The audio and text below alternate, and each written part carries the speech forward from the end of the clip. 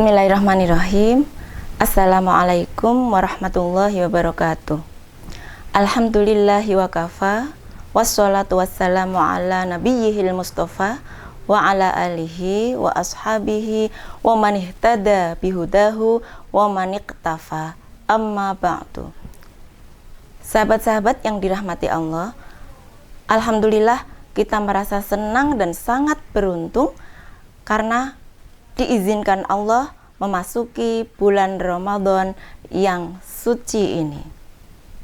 Mumpung masih minggu pertama, kita masih berkesempatan untuk menyiapkan strategi dan tips agar Ramadan kita tahun ini menjadi efisien, penuh keberkahan, dan mensukseskan kita mendapatkan ridho Allah Subhanahu wa Ta'ala.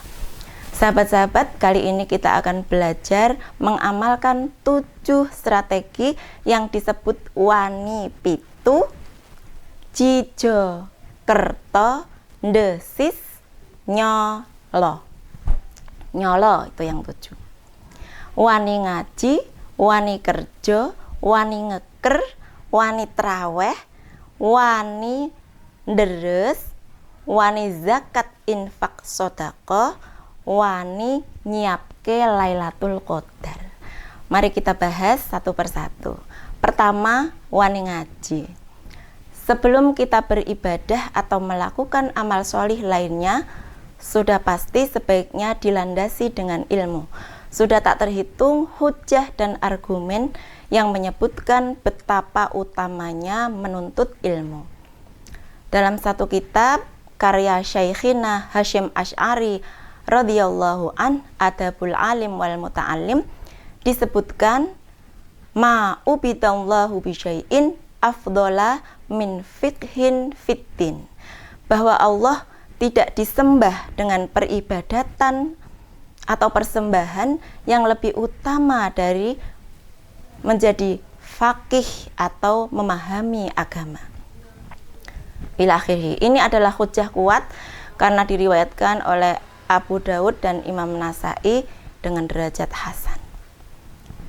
Juga kita selalu ingat salah satu bait dalam kitab Al-Lala, fa inna faqihan wahidan mutawarri'an asyaddu ala syaitani min alfi abidin.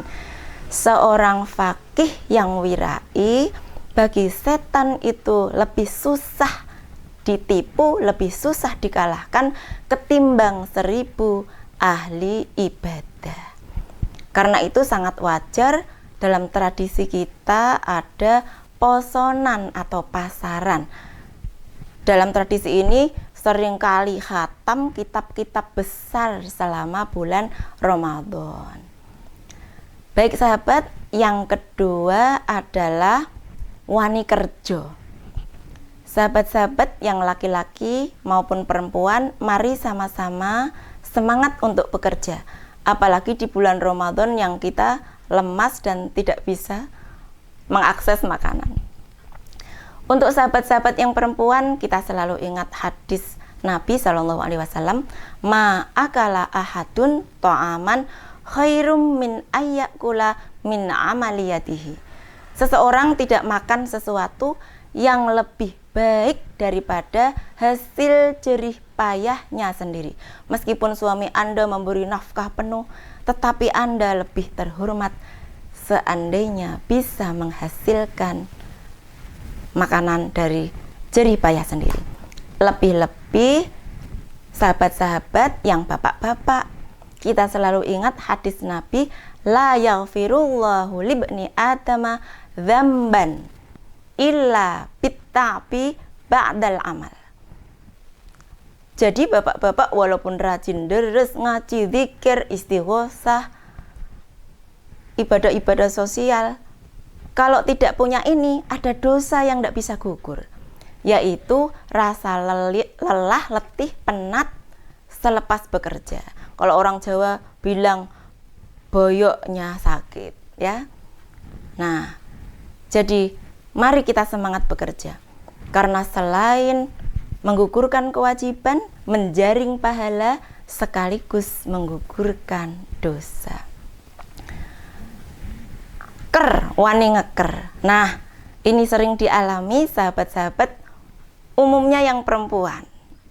Ya, sering terjebak pada situasi yang membuat kita ngerumpi, julid, hoak, atau kondisi-kondisi lainnya yang membuat kita rentan gugur pahala puasanya.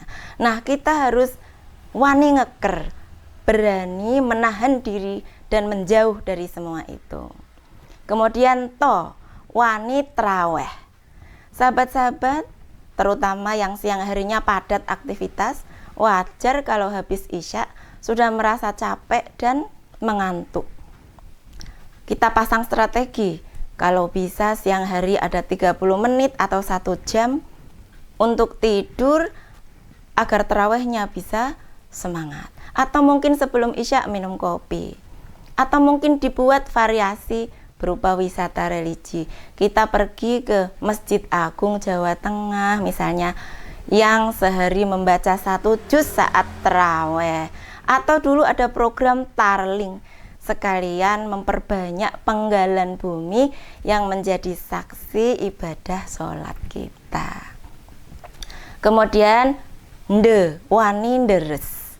Sahabat-sahabat tentunya lebih ahli dalam mentarget puasa ini kira-kira mau khatam berapa kali, 1 kali, 2 kali, 5 kali. Maka kita harus berani memasang strategi dan mengalokasikan waktu, jam-jam mana ini yang mau kita buat untuk deres agar target itu tercapai. Sis, wani zakat, infak, sodakoh.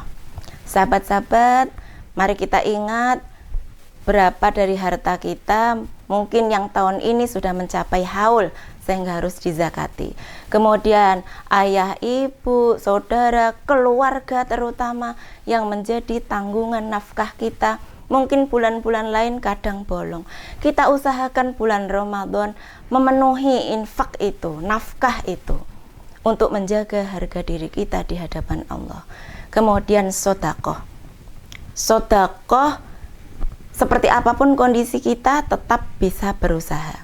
Saya terinspirasi dengan salah seorang tetangga saya yang orangnya tidak mampu, tapi ingin sekali bersedekah di bulan Ramadan.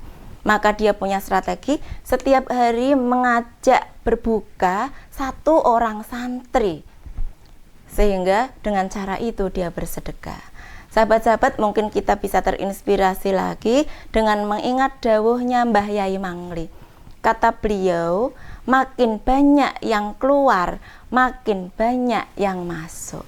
Seperti ilmu air, kalau kita usahakan mengalir, maka akan mengucur juga sumbernya. Tapi kalau mandek, maka air itu tidak akan segar, tidak akan tambah banyak, malah baunya nggak enak. Nah, itulah mari kita berani berzakat, infak, sedekah. Kemudian nyolo. Kita berani menyiapkan Lailatul Qadar, menjemput Lailatul Qadar. Sahabat-sahabat, kiai-kiai kita mewejang agar kita menyiapkan Lailatul Qadar tidak setelah tanggal 17 atau 10 hari terakhir bulan Ramadan saja, tetapi kita mulai dari tanggal 1. Minimal kita tidak membolos untuk berdoa,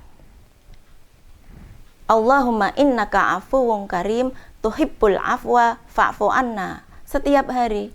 Kemudian wani pitu itu kita niatkan sebagai strategi sejak awal bulan untuk menjemput Lailatul Qadar. Syukur-syukur kalau di penghujung bulan kita bisa menambahnya dengan iktikaf.